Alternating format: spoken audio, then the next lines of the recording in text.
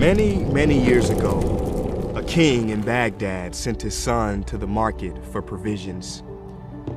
Soon afterwards, the son comes home, his face white and trembling, and tells the king that in the marketplace, he saw a man he recognized as Death, who made a threatening gesture. Borrowing the king's fastest horse, the son flees at great speed to Samarra, a city a distance of about 75 miles, where he believes Death will not find him. The king then goes to the marketplace and finds Death and asks why he made such a threatening gesture to his son, to which Death responds, "Sir, that was not a threatening gesture. It was just that I was surprised. I was astonished to see him in Baghdad because I have an appointment with him tonight in Samarra."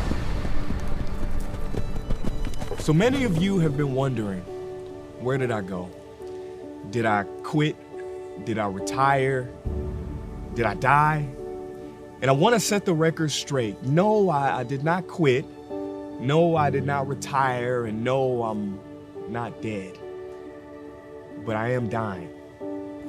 We all are. In the next 10 minutes of you watching this video, over 1,200 people around the world will die. But the people in Bhutan, one of the happiest countries in the world, claim that in order to be a truly happy person, you must think of death 5 times a day. The Greeks and Stoics would often keep a human skull on their desk side, meaning memento mori, which translates to remember that you will die. In the famous text, the Tibetan book on living and dying, it is said, of all footprints, those of the elephant are supreme, and of all meditations, that on death is supreme. In my generation, most of us are influenced by social media from a very much younger age than any other generation. I had my first Instagram account when I was only in grade 5.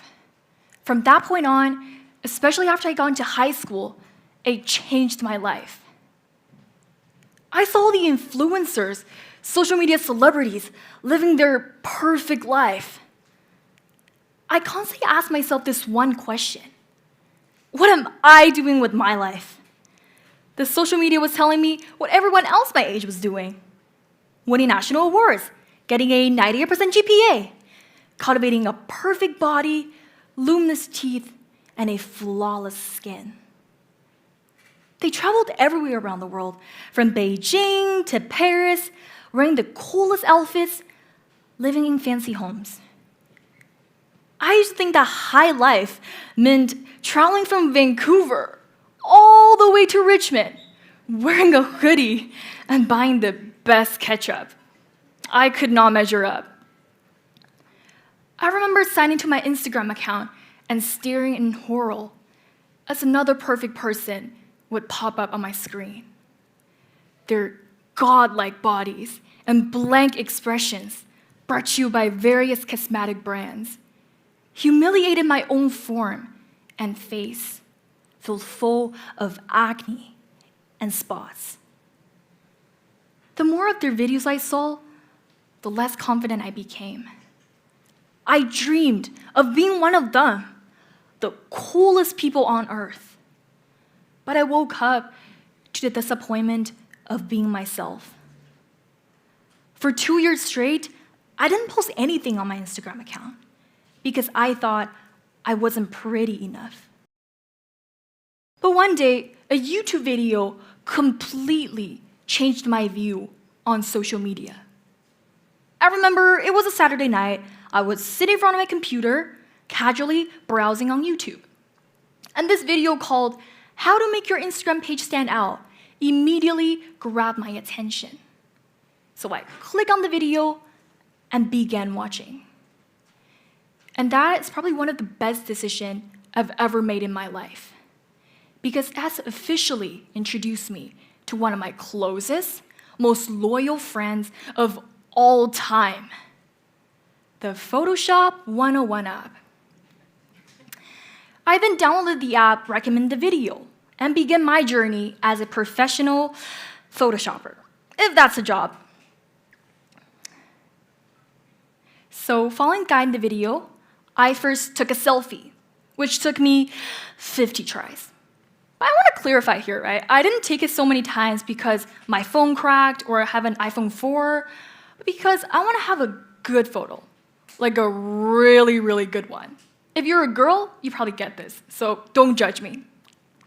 So after I got the picture that I was satisfied with, I click on the retouch button, then the smooth button on the app. Then I saw the retouched photo. Whoa. This looks so real. Like, I wouldn't think anyone would be able to tell that if it's Photoshop. Like, if I showed this to my mom, she wouldn't know that. So I added some eyeshadow, made my eyes look rounder, and last but not least, fixed my hairline. It really needs some help as you get older. All set. It looked perfect. So without any hesitation, I posted that on my Instagram account.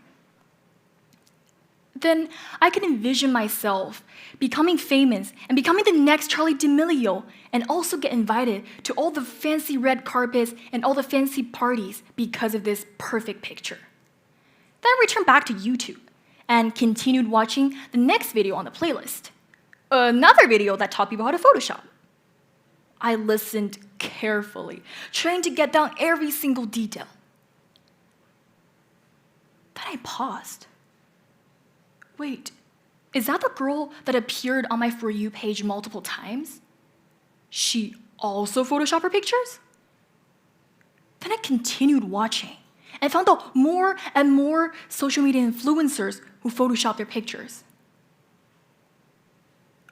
I paused again. Wait, so if a lot of the influencers out there are also Photoshopping their pictures, is it unfair when I compare my own natural look to a well-edited one online?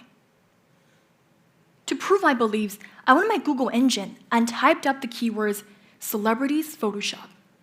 Then countless results of celebrities Photoshop fail, celebrities before and after picture popped up on my screen. At that moment, I realized my best friend just betrayed me. This Photoshop 101 app is not at all an exclusive friend to me, and I was not the only one. But my surprise did not stop there though. My Instagram notification blew up on my phone. I just got under 1,000 likes. People liked my post, reposted elsewhere, and even sent me questions about my skincare routine.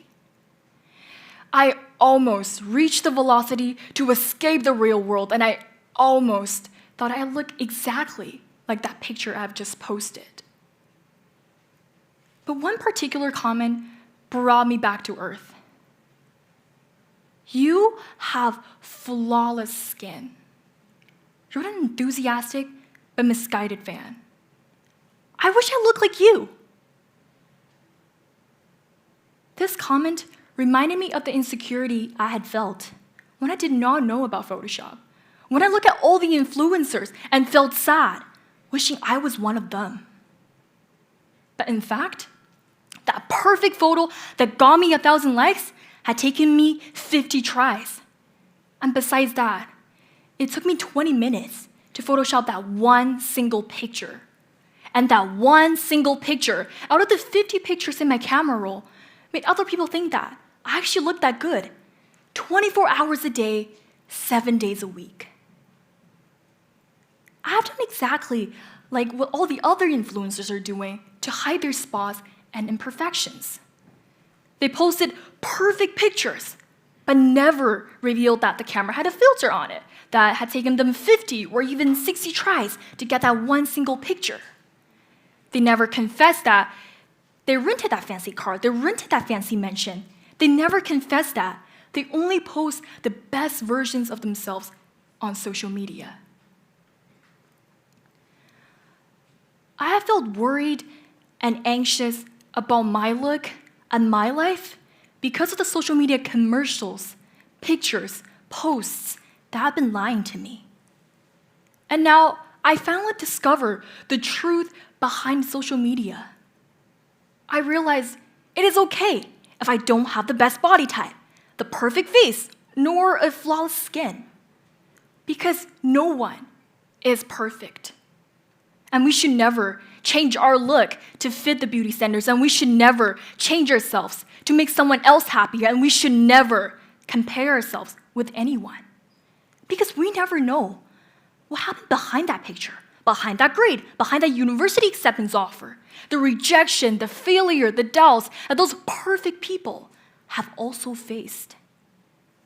Because everyone wants to post the best versions of themselves on social media, the best moments of their life on social media. No matter how much you're gonna change, you cannot be like the photo you just saw, because it is not even real in the first place. And we should remember that a real person is imperfect, and a perfect person is never real. Now I challenge you. Stop comparing yourself with other people. Celebrate all the unique things you have.